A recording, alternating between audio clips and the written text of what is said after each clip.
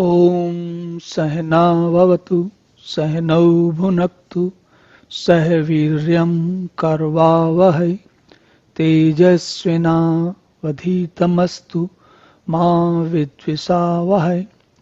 ओम शांति शांति शांति। हरि ओम। तो हमने इसके पिछले श्लोक में देखा कि भगवान ने एक सूत्र बताया हमको कि कैसे अपने नित्य प्रति के जीवन में ब्रह्म साधना के लिए या भगवान को समझने के लिए, परमात्मा को समझने के लिए कैसे हम एक सूत्र का अनुसरण करते हुए उसको जीवन में अपने उतार के ब्रह्मणाहुतम वाला जो श्लोक था उसमें उससे अपने रोज के काम में, नित्य प्रति के काम में उसको बोल के धीरे धीरे उस पर मनन करते हुए हम सोच सकते हैं। और अगर आप याद करें तो प्रक्रिया कहाँ से आरंभ हुई थी कि पहले उन्होंने बताया कि जो योगी है या जो ज्ञानी लोग हैं वो कैसे संयम करते हैं, कैसे चित्त निरोध करते हैं, कैसे इंद्रिय संयम करते हैं, कैसे ईर्ष्या ऐसी चीज़ों से दूर हो जाते हैं। उसके बाद उन्होंने जो पिछला वाला श्लोक था ब्रह्मावि ब्रह्माग्नो ब्रह्मणाहुतम वाला जो श्लोक था उसमें उन्होंने बताया कि कैसे इस दिशा में आगे प्रगति कर सकते हो। उसके बाद वो बताने के बाद अब फिर से भगवान जरा दो अलग अलग प्रकार के लोगों के बारे में उनके अंतर बता रहे हैं। और ध्यान दें, ये अंतर एक बार पहले भी बता चुके हैं पीछे एक श्लोक में। तो क्या कहते हैं भगवान?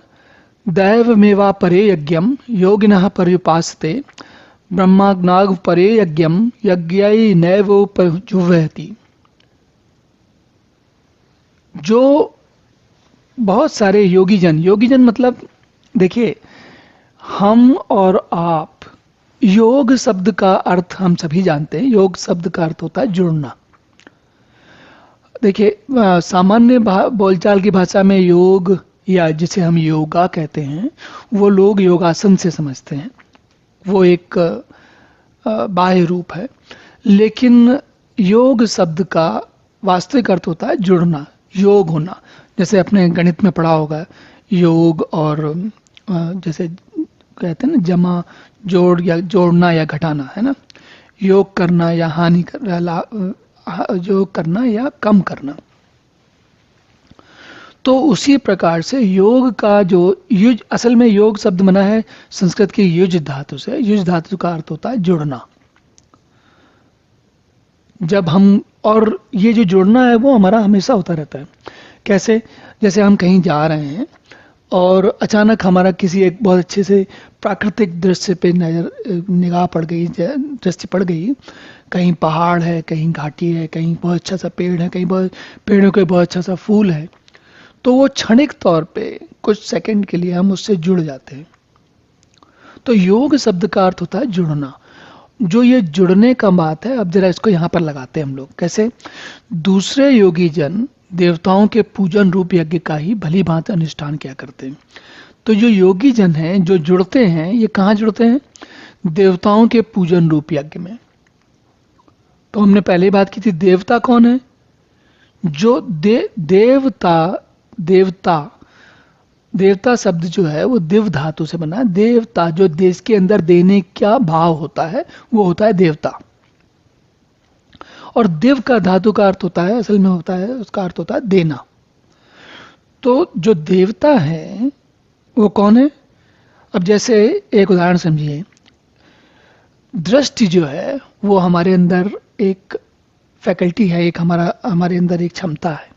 मनुष्य के अंदर एक क्षमता है जिसमें दृष्टि है, आंखें हैं, दिखता है। तो नेत्रों से जो कुछ दिखता है ये प्रकृति प्रदत्त है, ये हमें गिवन है, दी हुई है, पहले से दी हुई है। किसने दी है? दृष्टि के देवता ने दी है ना। दृष्टि के देवता कौन है? मान लीजिए सूर्य है प्रकाश के लिए, या आप उसको सीधा वैसे ही समझ लीजिए कि दिव धातु से या दृष्टि के रूप में हमें एक ऐसी क्षमता मिली हुई है जिसे हम देख सकते हैं। इसका एक उदाहरण बताना चाहूंगा मैं आपको। सामान्य तौर पर हम सब जानते हैं कि मछलियों की आंखें होती हैं। तो वैज्ञानिकों ने ये किसी मैंने एक साइंटिफिक मैगजीन में पढ़ा था। तो उसमें था क्या था कि किसी समुद्र के किसी हिस्से में कुछ मछलियाँ, किसी मछलियों का कोई झुंड, वो किसी कारण से किसी गुफा में ऐसी जगह चला गया जहाँ पर कि वो वापस वहाँ से लौट नहीं पाया। उस गुफा के अंदर से निकल के चला गया और बाद में कहीं पानी या कोई दूसरी चीज़ आ गई तो वो रुक गया उनका रास्ता। अब वो मछलियाँ वहीं पर रहती रहीं। और पता कैसे चला वैज्ञानिकों को कि उन्होंने देखा कि ये सारी की सारी मछलियाँ अंधी हैं, उनकी आंखें हैं ही नहीं। तो अब मैंने ये बात क्यों कही कि हमें भगवान ने आंखें दी हैं, हमारी आंखें काम करती हैं, हम अपना रोज सुबह शाम हर इनका प्रयोग करते हुए अपने सारे काम करते रहते हैं। और ईश्वर की कृपा से हम में से जो आजकल जो कई बार अंधे लोग हैं उनके लिए भी विज्ञान ने इतनी प्रगति कर दी है कि कई बार उनकी आंखों में रोशनी वापस आ जाती है, वो देख सकते हैं। तो कुल मिला के बात समझने की ये है कि भगवान ने हमें दृष्टि नेत्र दिए हैं, दृष्टि की क्षमता दी है, शक्ति दी है जिससे हम देख सकते हैं। तो देखना जो है, अब इस देवता के का जो प्रभाव हमारे पर क्या पड़ा कि हमारी ऐसी आदत हो गई कि हमें जो कुछ आंखें देखती हैं, तो जो कुछ अच्छी अच्छी चीजें दिखती हैं वो देख देख कर हम उन्हीं में खोए रहते हैं। तो ये क्या कर रहे हैं, जो हम अच्छी अच्छी चीजें देखकर उनमें खोए रहते हैं और अच्छी चीजें नहीं दिखती हैं तो उनसे दूर भागते रहते हैं। तो ये क्या है, ये देवता जो दृष्टि के देवता हैं उनके पूजन का उनकी पूजा हो रही है और उस पूजा का यज्ञ हो रहा है। कैसे, अब देखिए भगवान कह रहे हैं कि बहुत से लोग हैं जो कि रिद्धि सिद्धि या जो देवता हैं, बाकी देवता हैं जो हमें मिला हुआ है। अब ये चीज आप हर जगह लगा सकते हैं, आप जहां जहां समझ में आए आपको हर जगह लगा सकते हैं कि जीवन में हमें क्या क्या मिला हुआ है। और जो कुछ मिला हुआ है सब दिव्य गिवन है, दिव्य है, देवता के द्वारा दिया हुआ है। अगर हम मिले हुए का ही पूजन करते रहेंगे तो मिला हुआ कैसे है इसके बारे में कब विचार करेंगे, है ना। तो भगवान यहाँ क्या कह रहे हैं कि कुछ योगी जन देवताओं के पूजन रूप यज्ञ का ही भली भांति अनुष्ठान करते हैं, मतलब उसी में लगे रहते हैं। और कुछ ऐसे हैं जो अन्य योगी जन पर ब्रह्म परमात्मा रूप अग्नि में अभेद दर्शन मतलब अभेद, ये दो नेगेटिव आ गए। मतलब एक दर्शन का मतलब होता है देखना, और अभेद मतलब जो इतने पास से देखना कि भेद ही नहीं कर सके, मतलब उसी में समा जाना, उसमें आत्मसात हो जाना।